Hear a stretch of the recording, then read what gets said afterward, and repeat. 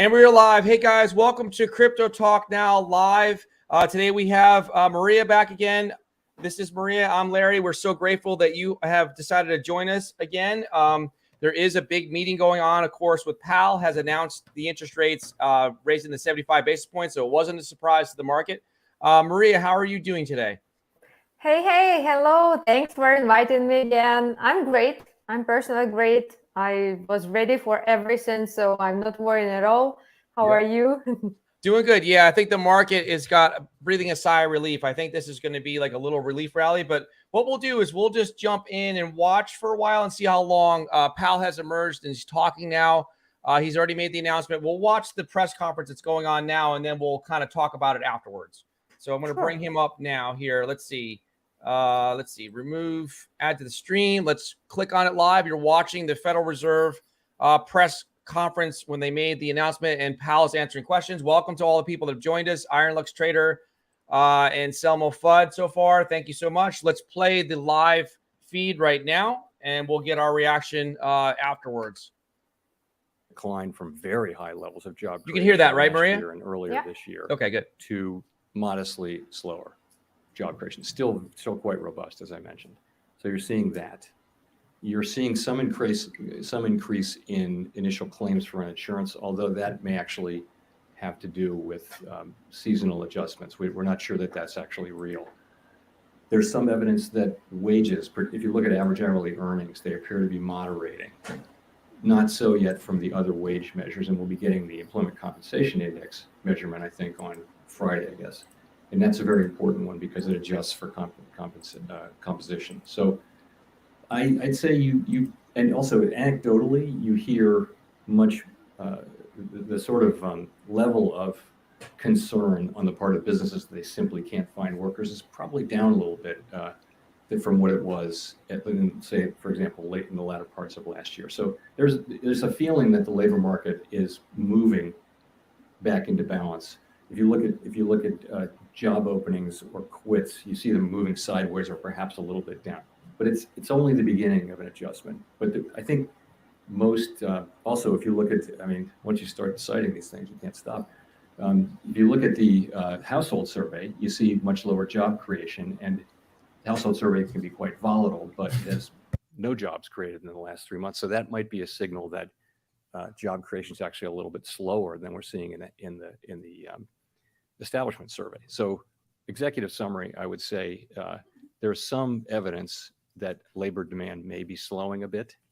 Labor supply, not so much. We have been disappointed that labor force participation really hasn't moved up since January. That may be related to yet another big wave of COVID, and there's evidence that that's the case. But so we're not seeing much in the way of labor supply. Nonetheless, I would say some progress on demand and supply getting back in alignment. Before you think about pausing rate cuts? So I think we're going to be looking at inflation as well. We as I mentioned, we need to see inflation coming down. We need to be confident that inflation is going to get back down to mandate consistent levels. That's not something we can avoid doing. That really needs to happen. But we do think, though, that the labor market can adjust because of the huge overhang of job openings, of excess demand, really. There should be able to be an adjustment that would have perhaps lower than expected increases in unemployment, lower than would be expected in the ordinary course of events, because the ratio of vacancies to unemployed is just out of keeping with historical experience, and that suggests that this time could be different.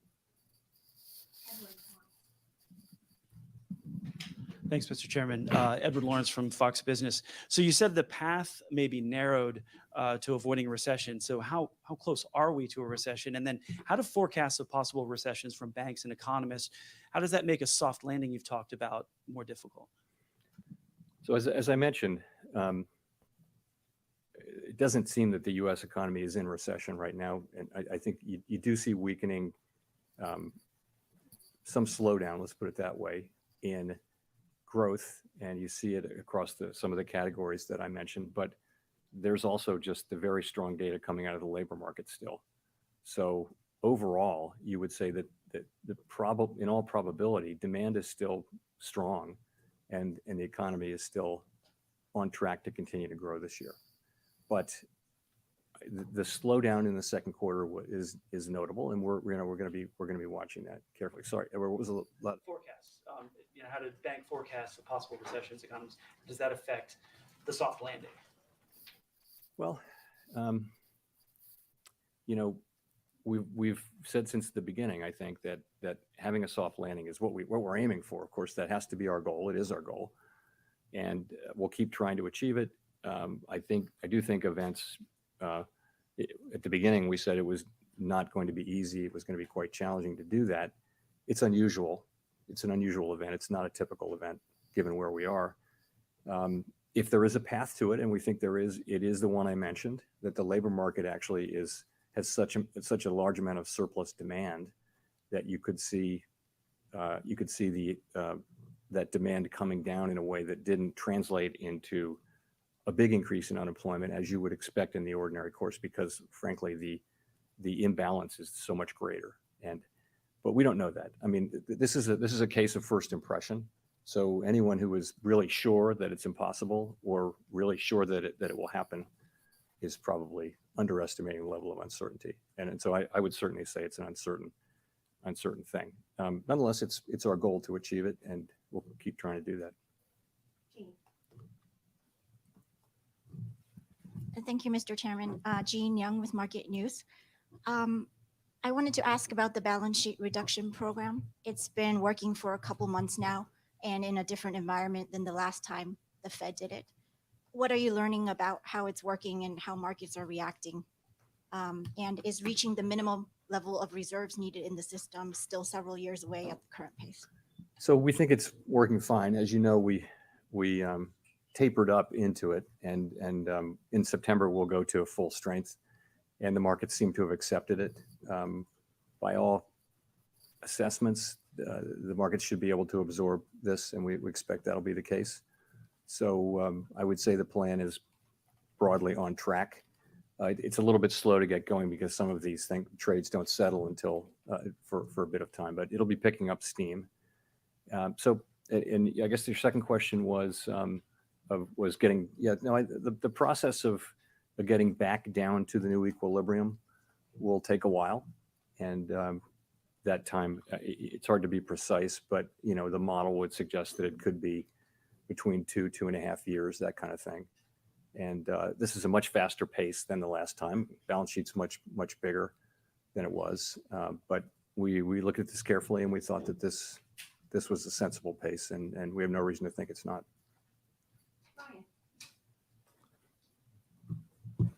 Hi, Chairman Powell. Brian Chung, Yahoo Finance. Looking at financial conditions, it seems like the tightening has slowed as of late, with the 10-year coming down, 30-year fixed mortgage rates also going a bit sideways when we talk about a hot housing market still. Just wondering if you find financial conditions tight enough, especially as you continue to raise rates.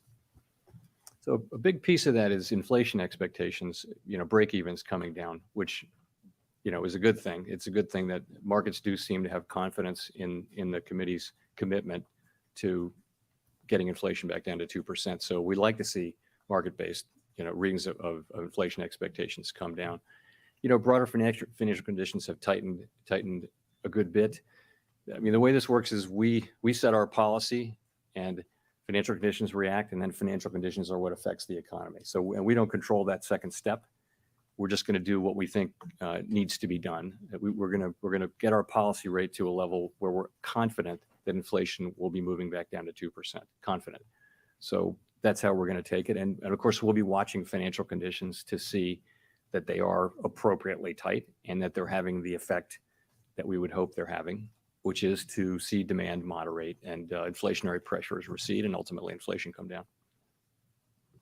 Great.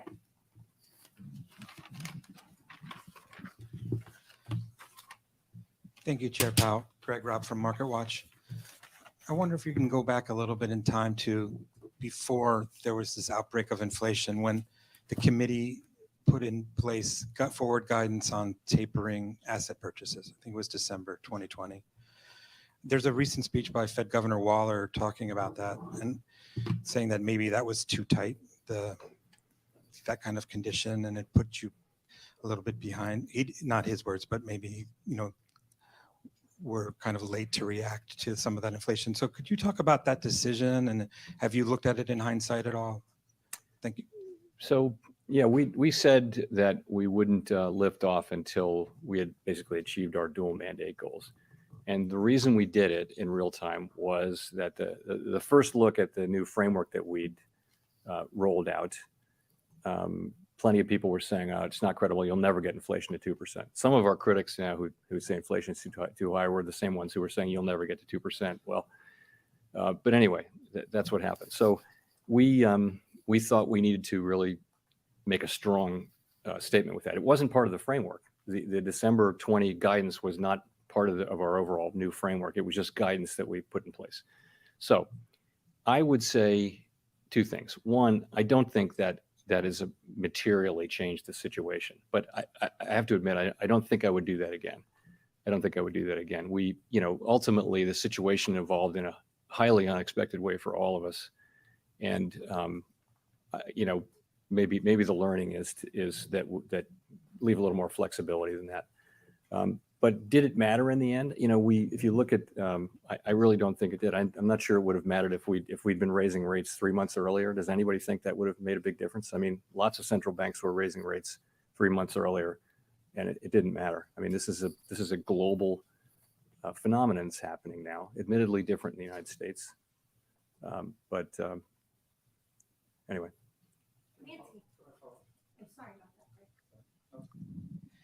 Just a lot of people talk about that time, and they talk about a taper tantrum that I know you haven't talked about it too much, but that you were worried at the time about repeating that taper tantrum that you had experienced as a governor. So was that part of that?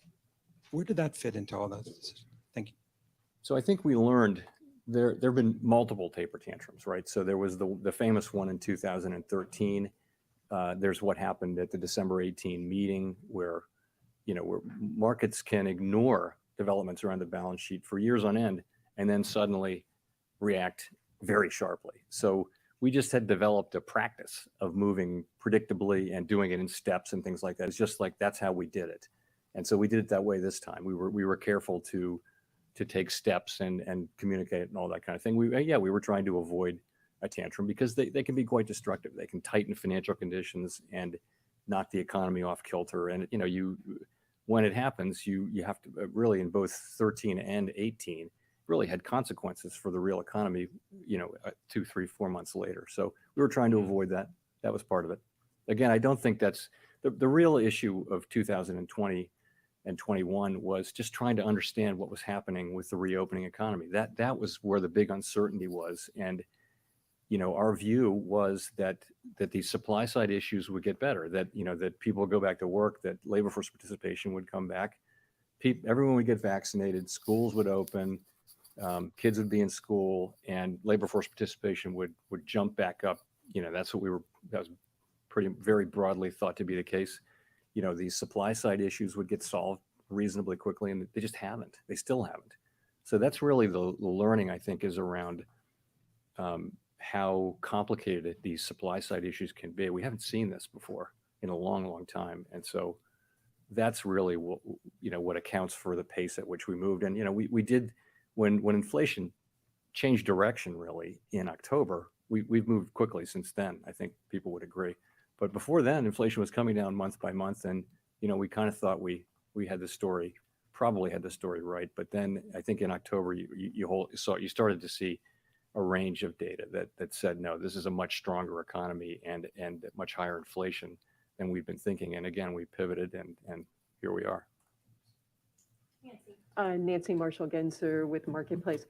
Chair Powell, I just want to pin you down a little bit more on the issue of recession. So if we get a negative GDP number tomorrow for the second quarter, would the Fed consider the US in a recession? And just remind us, what is your definition for the start of a recession? So the Fed doesn't make a judgment on that. We're focused on the dual mandate and using our tools to achieve maximum employment and price stability. We don't say there is now a recession, that kind of thing. So that wouldn't be something we do. We would look at the data tomorrow, and and no doubt we'll look at it very carefully and draw whatever implications we can. As I mentioned, though, if you think about what a recession really is, it's a broad-based decline across many industries that that's sustained for more than a couple of months, and there are a bunch of specific tests in it, and it just doesn't seem like that now. What we have right now doesn't seem like that, and the real reason is that the labor market is just sending such a strong signal of economic strength that it makes you really question the GDP data. But again, that's not a decision that we make, and we won't reach a conclusion one way or another on that. Thank you very much, Simon Rabinovich with The Economist. You said that some softening in the labor market is needed. Within the Fed, there are staff economists who've argued that Nairu, the non-inflationary rate of unemployment, might be as high as 5 to 6% right now, which obviously is a lot higher than the current rate of 3.6. What's your assessment of Nairu? Is that something that came up in discussion with the committee? So I think broadly, a lot of economists think that the natural rate of unemployment will have moved up to some significant extent above where we think it was before. And the reason is it's the usual matching issue where matching has become less effective and that kind of thing when you have the kind of turbulent downturn and the big switches in demand from services to goods and all that. So it could be higher, and my own instinct is that the natural rate of unemployment is higher. Of course, I would add that we don't know it. We can never know where these star variables are in real time with any confidence, but I would say it must have moved up materially. But the other side of that is as all these jobs get created and people go back to work and unemployment is so low, I think you could, in principle, you could see it coming back down pretty significantly. And that would also, by the way, take pressure off of inflation, because it's that gap. It's the gap between actual unemployment and the natural rate that really is relevant for, the negative slack we have in the economy by the overtight labor market. So if you wouldn't observe this. It's an unobservable, but you could actually be seeing inflationary pressures coming down if that does happen. And we don't control that, but that's something that logically, if the pandemic and the disorder in the labor market cause the natural rate to move up, then as the labor market settles down, in principle, you should see it move back down.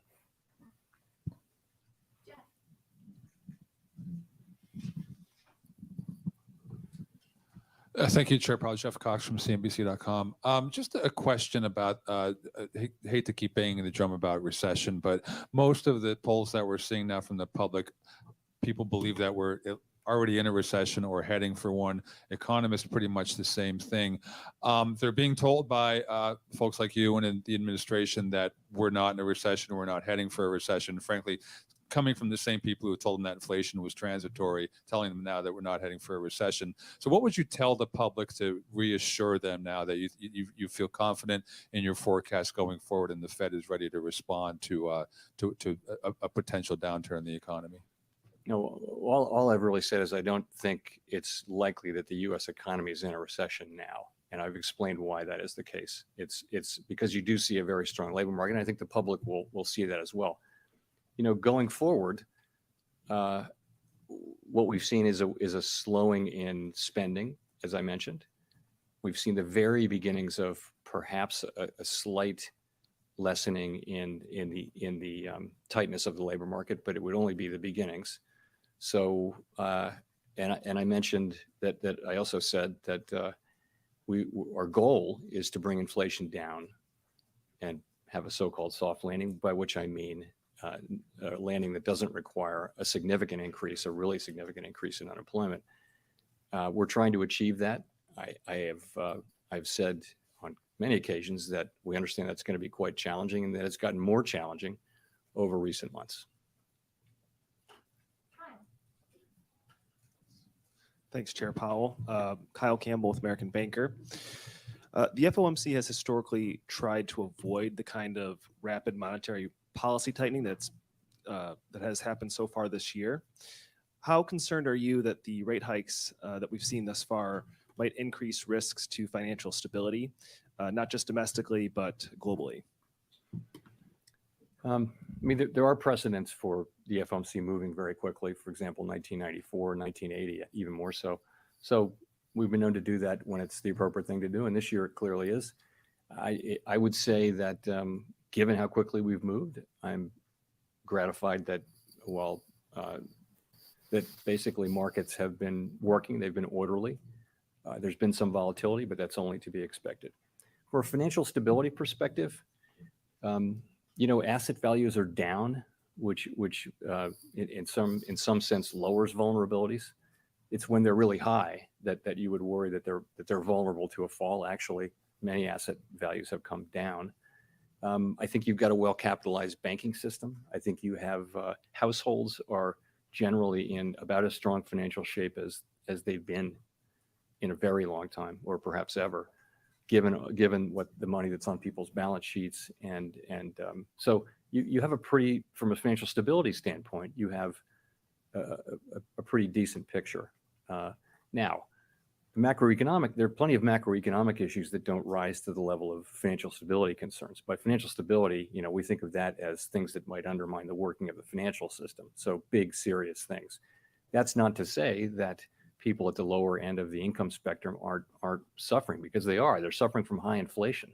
They're going to the grocery store and finding that in many cases their paycheck, it doesn't cover the food they're accustomed to buying. We're seeing actual, real declines in food consumption, and it's very concerning. It's very unfortunate, and that's why we're really committed to bringing down inflation. One of the reasons.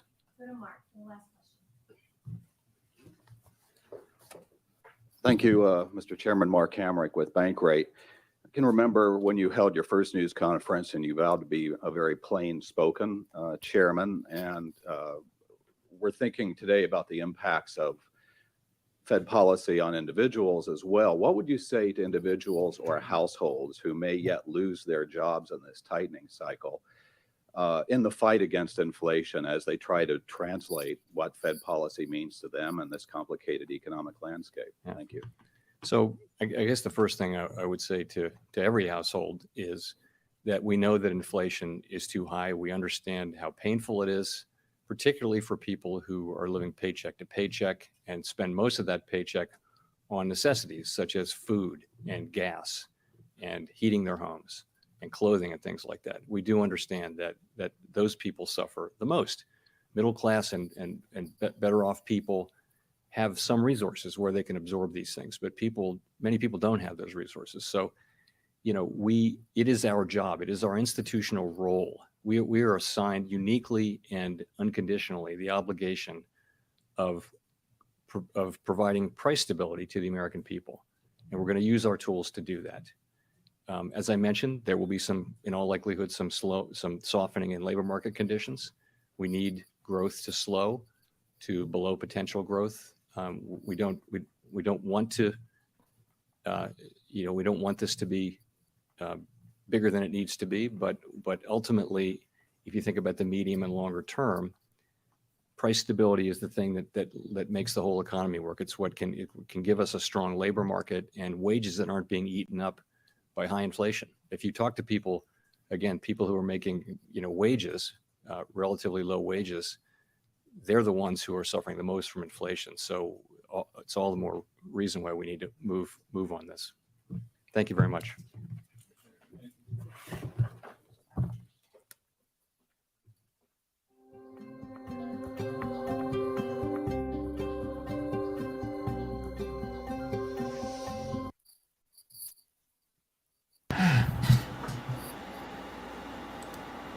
All right, guys, we're back. Hey, Maria, how's it going? Hey, great. Sorry we had to listen to the guy ramble on there, but I guess, it seemed like that was the big news. Let me take this off of here because my hat is being cut off. All right, let's just take this off. All right. So glad that you have joined us. Patches, was having trouble sleeping. So when the old guy came out, Powell, he just decided to take a nap because he got a little bored. Patches got bored. I see. So I'm going to just share my screen here. Just bear with me 1 second, and I'm going to show you guys who Maria is. If you're new and you haven't seen Maria before, hang on 1 second, just because she was grateful enough once again to join us. You've been here a few times. I don't remember. This might be 6, 7 times. I'm not sure. But let's go ahead and show everybody who you are. So Maria is a fellow, well, actually, she's a lady, right? But she's a YouTuber, right? So Yeah. obviously, yeah, Maria Anderson, guys, you can follow her, support her on YouTube, Crypto Millionaire. She makes great content. You see here on the screen.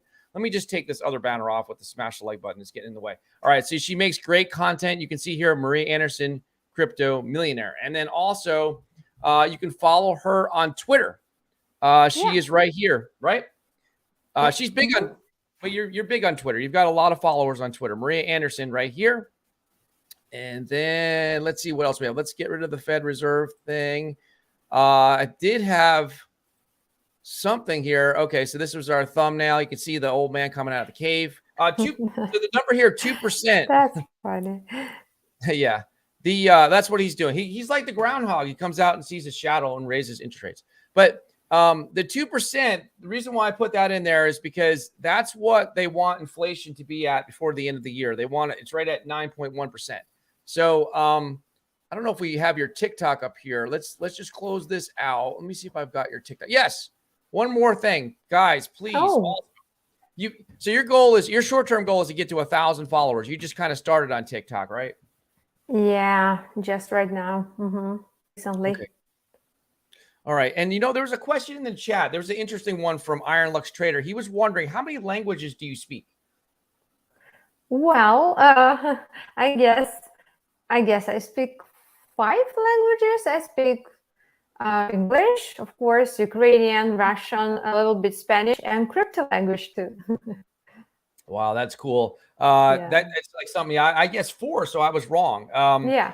So let's do this. So you have some data that we're going to talk about. I'm going to say hello to everybody in the chat, and then we're going to talk about, because we want to talk about inflation around the world. So the European Union here. But let's do this. Let's blow this up. Let's say hello to everyone in the chat, because it was a little bit of a weird show. We had to listen to the old guy come out and talk about interest rates. So I'm going to back up and just say hello to everybody real fast here. Once again, let's thank they robbed me for the $5 super chat. And let's go back to the beginning. Say hello to everybody. Let's just put the comments up here a little bit. Iron Lux Trader, hello. Selmo Fudd, they robbed me, of course. Hello to Ray Lacey. Brian Dowie, thank you so much for being here. The Jin, once again, thank you. Hopefully I don't miss anybody here. Clown Coin, thank you for being here. Brian Lacey, if I didn't say you already, welcome. Freedom Ain't Free One, thank you so much for being here. Norman, thank you. Who else did we miss here? Did we miss anybody? They robbed me. Crypto Talk Now, that's me. Marquez 951, thank you. Let's just scroll. Looking to see Edward Vincent, of course. Thank you for being here. Hopefully I didn't miss anybody. Bitcoin Cafe, thank you for being here. Enjoyable Lifestyle, Coochie Boy, thank you. Cool Cat Crypto, of course. Thank you again for being here. Selmo Fudd, thank you. Eddie T. Rafael Santos, thank you guys for being here. Cody Core, thank you for being here. Jason T. McNamara, thank you for being here. Yes, crypto is pumping hard. Okay. Let's see if we missed anybody. Jason, Cool Cat, Cody, Ryan, did we say that? Okay, Marcus. All right. So here's the thing. So this is what's going on, Maria, in my mind. I think a lot of people, we have a very intelligent audience. We really do. And everyone appreciates Maria being here. This is what I think is going on. Okay, so the Fed comes out, the guy rolls out of the cave, and 75 basis points. All right, we really normally would turn it off, but I thought maybe people might want to watch a little bit if they were having trouble sleeping, or just to have a little fun. Pat just needed to take a nap, so we put him on the screen. So that's true. So I'm thinking this. I'm thinking that we're having a relief rally right now, okay? Because if you're looking at crypto bubbles, top 100, things are pumping. So I think what's going on is the market is smart. There's the whales, the institutional investors, the guys on Wall Street, everybody around the world, investor-wise, is already anticipating ahead of time.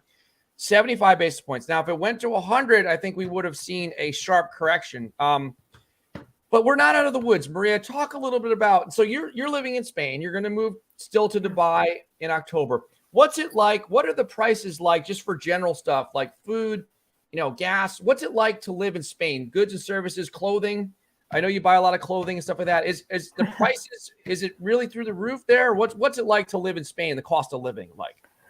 Well, it's not actually through the roof, but of course, it's much more expensive than last year, I would say, because we have like 15 to 30% prices up on everything, on just regular potatoes and milk and everything, meat, of course, and all those stuff. Of course, gas almost 100% much more expensive than last year. So yeah, people are struggling here, especially middle class and lower class, how you call it, I don't know. So yeah, not really good, because a lot of demonstrations, or how you call it, well, when all those people who want to raise their salaries, they gather, here in Spain, it's very popular. They always want something, but now it's actually why they want it for real, because it's like impossible to live like this.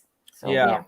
Tell me about the job market there. What's it like in Spain? Is there a lot of people that are unemployed? Is there a lot of people that have good jobs there? Or is there, what's a job market like in Spain? Just, I don't need any numbers, but what's your feeling of what it's like? What's it like there in Spain right now? Well, I think that the salaries, of course, are too low, especially for, well, I'm not really good in job market because I don't have like any experience here, but I have some local friends who live here in Barcelona, where I live.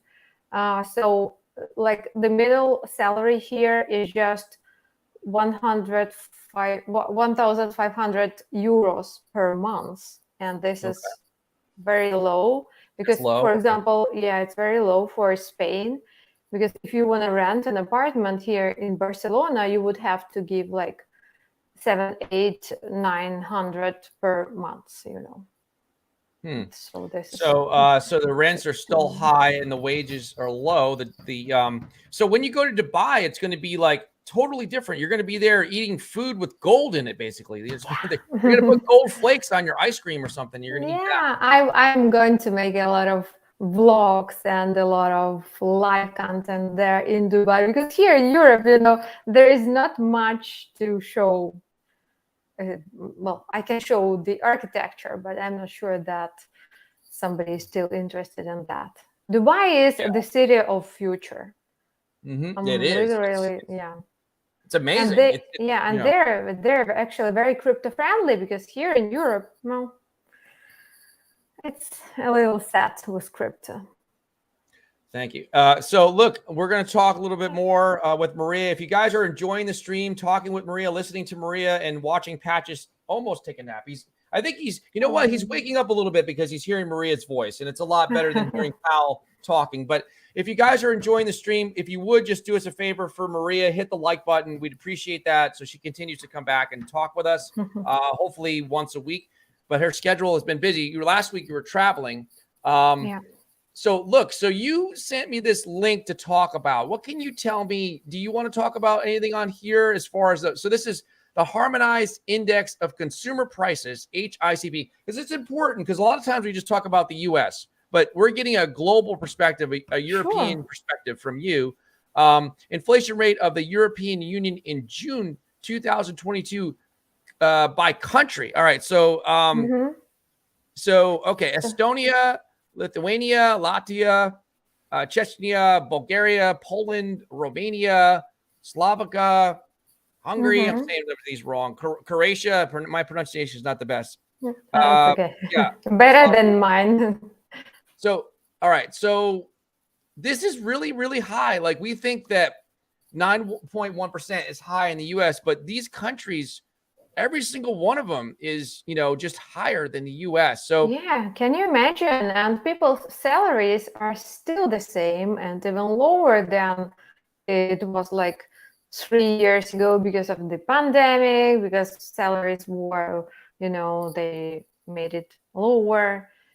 during the pandemic. So, and they didn't change anything. Of course, people are not happy. And what I want to say also, I don't believe these numbers because I don't believe, sorry, but I don't believe to any government or any like, so yeah, I don't believe those numbers. I think they're much higher. And this is also not very good thing. Wow, I'm glad you mentioned that, Maria. You think a lot like me with that. I do not trust the government stats No. of any government because when they say in this country, so of course I'm more familiar with the U.S. economies than the world, but that's just because I live here. The 9.1% inflation is not true. The core inflation numbers are higher. There's, you can go to the grocery store here and see it's much higher. Gas, diesel fuel, you can just look around. So they actually changed the way they calculate the inflation. And now with our government here, the current administration, I have to be nice to them. I'm going to try to be nice as possible. They do crazy stuff. So now they're actually trying to change the definition of what inflation is. They're not even caring about GDP anymore. I don't even know. I read something the other day that they're denying that the current administration here in the U.S. is saying that we're not in a recession. We're not headed towards a recession. Don't worry about it. Don't look at anything. Don't look at numbers. Don't look at stats. But you're right. I'm glad you mentioned that, Maria. I'm glad you said that you don't have much faith or belief in governmental stats on inflation, job numbers. Look, a lot of times they talk about the unemployment rate in this country. What they don't tell you is this. There's a lot of people that are on the sidelines that have just given up. There's a lot of people that don't want to work or they've just removed themselves from the workforce. So those numbers, they're not even trying to get a job. In other words, those numbers are not factored in. Let's do this. Let's say hello to a few more beautiful people. We appreciate all you guys being here. You guys are special to us. Let's say hello. Well, we won't read every single comment, but we'll go back. You guys are doing a great job. Please hit the like button. There's a ton of comments coming in because everyone's happy that Maria's here. Let's see here. So let's try to find something that says something to Maria. There's so many things. You guys are talking a lot about crypto. That's great. Glad you guys are doing that. Let's put up a little bit of the comments. Let's see. Cody Core, XLM. Let's see.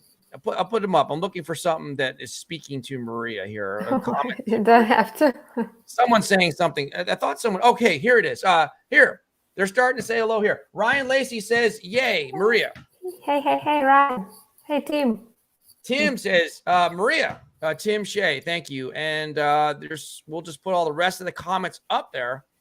Let's see. Cassius Space. Millionaires are made in crypto winter. Yes. So yeah, that's a good one, Maria. So you're a very positive person. I can tell just by talking to you. How do you view, like, if everything was to crash and burn, like with crypto, it just goes really, Bitcoin goes to 12,000, all the altcoins crash and burn. Like, how do you see that? What's your thought process when something like that were to happen with crypto market? Well, of course, buying and not waiting for even more deep. I'm still buying, now to the way down, how you call this, right? So yeah, I'm still buying now. I'm dollar cost averaging, and I'm okay with that. I'm not worried now at all because I know there are a lot of smart people. So that's why all the cryptosphere will never go to zero because we are building a huge, strong community, and all those new technologies. It's impossible to completely crash, for this sphere. I think that, I think this is a tremendous opportunity. So people get, upset with me because I talk about the doom and gloom. But to me, the doom and gloom, all the bad economic news around the world, if it really impacts the crypto market, like I think it will at some point, it's a tremendous opportunity. There's going to be so much wealth that's created by people just buying the good stuff, the good altcoins, the good projects when they're on the bottom. So let's say hello to everybody else here. Here's somebody new, Crypto Fun X CFX. Hello, thank you so Crypto much for Fun. being here. Appreciate you. Thank you so much for being here. Ryan Lacey, I've got Link, Quant, Algo, XRP, Matic, and looking at HBAR. Oh, yeah. But I'm concerned about having my portfolio. So the ISOs, heavy just in case they don't do well. Thoughts? I think that's great. I'm looking into acquiring when everything crashes more at the right time, dollar cost averaging into the ISO coin. So XRP, XLM, HBAR, Algo, all the ones that you're mentioning. Quant is a big one. Let's see. Brian Dowie, 100%. Maria, he says, Maria, 100%. The numbers are higher. He's talking about the inflation numbers you mentioned. Yep. Yeah, that's true. I think so too. And that's terrible. They're lying to us. So how can we trust them, you know? The only thing we have now is crypto. Of course, this is not a financial advice, but this is all we have now. Mm-hmm. Yeah, it's hard to trust the numbers because it's usually a political thing when they come out and spin things a certain way. Also, they say these numbers because they don't want to scare. If they told people the real rate of inflation, it would just scare the heck out of the public. All right, so let's keep going. Eddie T, Tim, he says, Tim, what's up? Cool Cat Crypto, XRP, XLM, XDC, IOTA, Algorand, HBAR, Quant, Cello, Cardano, BSB, Avalanche are all part of the new system. Yeah. Brian Dowie, thumbs up. Tim Shea, hey, Eddie T. Boomer F and Sooner says hello. He says, hi, Maria. Hi, hello. Marquez says, hola, Maria. Hola, ¿qué tal? So tell us, Maria, say again the 5 languages you that you're fluent in, that you speak. Obviously, yeah, it's actually 4. Yeah, you're very right. It's 4 languages. 4. Okay. Yeah, English, Russian, Ukrainian, and Spanish. That's cool. All right. So when you went to so you live in Spain, how long have you been living in Spain again? It's about 3 years now. 3 years. Did you learn Spanish just on your own, or did you take some courses? How did you start to learn Spanish? Well, you know, when you live in a country, of course, you are learning naturally, and I'm still learning. I wouldn't say that I know Spanish 100% good, so I'm still learning. Okay, so, cool. We're going to talk about NFTs in a second, guys. Cool Cat Crypto. I scooped up 6 more BSV last night too. He loves BSV. Legrand Commission, welcome. ETC, Ethereum Classic is on fire. It's having a nice pump. Cool Cat Crypto, BSV will be a huge part of Web3. I'm back. I'm just English. He only speaks English. All right. That's great. Too much. Hi, Larry. Hi, Maria. I hope all is well. Let's do this. Now, Maria, I'm going to show you a headline here if I can find it. Where is it? Of course, the big thing was the Fed Reserve, but I wanted to ask you about this. Here, this little question or this little headline. We don't have to read the article, but this is an interesting one. So this is from cryptobriefing.com. The headline is this: is the NFT boom over? Trading volumes hit a 12-month low. So tell me, I know that you're big into NFTs and the metaverse and play to earn. So I'm not so much. It's not that I don't like NFTs, it's just that I'm kind of late to the party. I have, a few of them, but not very much. So, so what do you think is going to happen? What's the future hold for NFTs, the NFT market? What would you think? Well, of course, it's low now because you see the situation is not very stable now, but they are not going anywhere.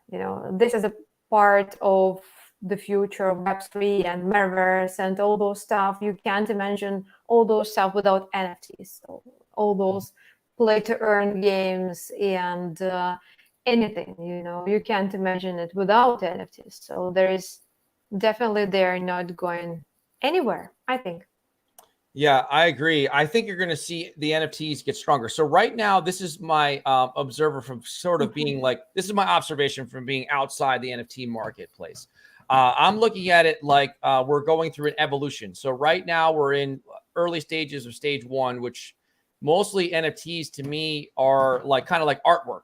So, but as the NFT market matures, as people get more comfortable with it, I think you're going to see a lot more utility. Like it'll start to be used in the real estate market, for deeds and, like your car, you get the title to that through an NFT. So the games, you'll have a lot more NFTs that are kind of smart NFTs. You can take those NFTs and use them in play to earn games. So it's, the NFT market's like a little baby. It's just very young right now. It needs more time to grow. absolutely. Can you imagine? We have a lot of artists, actors, singers, and all those guys, and they all can use NFTs at least as a tickets to their concerts or to their movie premieres.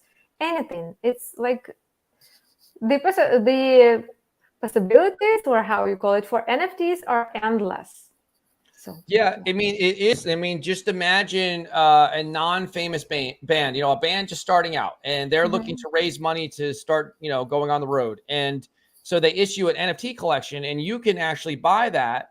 And then all of a sudden, they become a famous band. Now your NFT is worth a lot. So it's interesting. It's going to be a tremendous opportunity. Now let's talk a little bit about. We didn't talk about this before earlier, but we talked about it in the past. This is my collection. Yeah, This is Maria's it's collection. a little small, stupid collection, but I like it. And yeah, guys, if you like it too, at least go and hit that like to any of those pictures.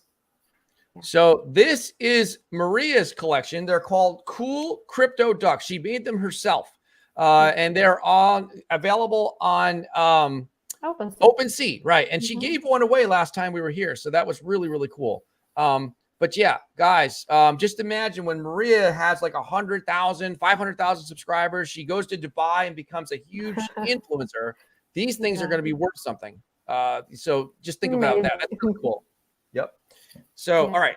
So let's say hello to everybody else. Let's go in here and say hello. All right. Tim Shea is saying, hey, too much. Now, here's somebody, Naholi, the Mississippi Moro. Salute. Salute to you. Thank you for being here. I'm back.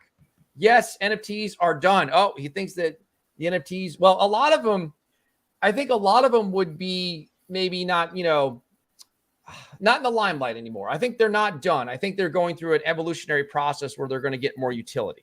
But the big projects will still be here. Too much. Hey, Tim. Cool Cat Crypto. Only NFTs with utility will survive. Yes, correct. Cassius Space. Hi, Maria. I love your accent. That's funny. That's funny. Yeah. So I have a Russian accent sometimes. I think Pat just likes your accent too because she's nice and relaxed. Yeah, I see. I'm back at Cool Cat Crypto. 100% agree. Tim Shea. For sports collectors, they're going to collect them like trading cards too. Many usage. Yes, that's true. Sure. I'm back. I know you're big on gratitude, so I wanted to say thank you for everything both of you do. Share your knowledge and stream for us. Really glad I found your channel. I'm subscribing to Maria also. Thank you. That's the goal. The goal is to, we're trying to all grow together as influencers. So Maria helps us and we're helping her and she's going to be huge. Maria, I have no doubt in my mind, when you actually move to Dubai, it's going to open up like even more and more opportunity for you. I think you're going to just be great. I think you're going to really skyrocket. You're going to skyrocket from there. You know, in the near future, I will have an interview with Da Vinci. You know, Da Vinci, that guy who told everyone buy Bitcoin at $1. So yeah, he's so funny guy. All right. Brian Dowie, my brother has Top Shots basketball. Seems to be doing pretty well for him. All right, cool. I'm back. Oh my God, I want the one with the devil horns. Oh, he wants okay, we can go to OpenSea. He wants the one with the devil horns. Where's the one with the devil horns? Oh, there it is. Yeah, there it is. 0.18 ETH. Yeah, so Cool Crypto. You also made a video to show people how to make their own NFTs too, right? Yeah.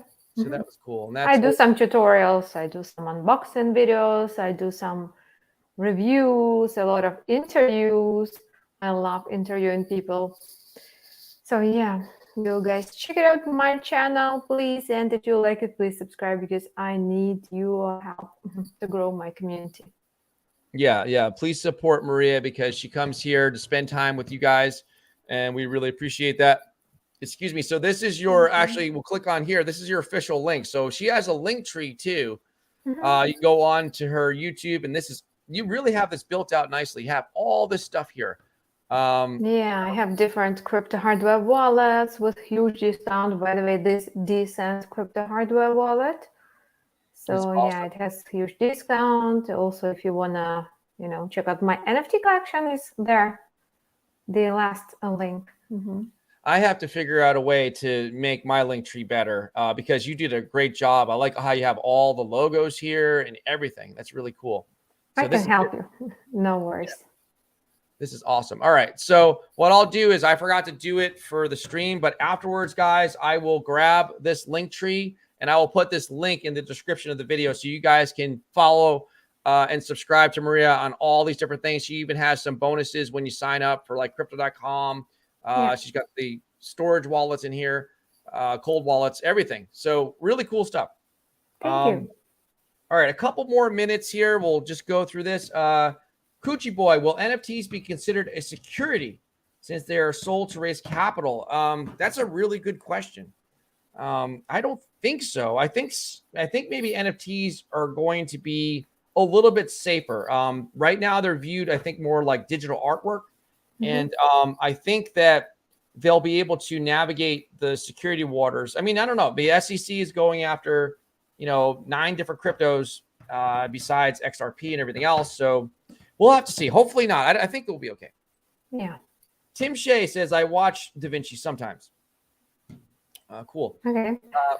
I'm back. Question. I bought Matic at 45 cents and I'm up $500 on it. People say take profits, but why would someone do that just to buy back in higher than my original price? By the way, I plan on holding long-term. Well, you're going to have to make your own strategy, but, Matic is a great one. If you're, that's a good price. So if you're looking to hold long-term, you might not need to take profits right now. But that's going to be up to you. It depends on, if you need the money, if you want to take it and buy into some other token or coin, you're going to have to, it's hard to answer that question. I really can't, but I don't see any reason why someone would do that if you're holding long-term. Yeah. Mr. Casual is saying hello. Welcome, Mr. Casual. So that's it. Let me give you the last word, Maria, to, again, I'll put the link in the description right after we end the video so you guys can follow Maria and support her. I'll give you the last word, Maria, if you want to just say goodbye to everybody or any type of special announcement you want to make, anything you're working on, anything you want to say. No, Larry, just thank you for inviting me again. And I hope to see you. By the way, I hope to see you soon on my live stream one day, maybe even tomorrow. We will figure out it a little later. And guys, thank you also for being here with us. Thank you for commenting, for hitting that like buttons. And go check out my channel if you wish. Go check out all the links. And please don't worry about this situation with all those bear markets. I think everything will be okay.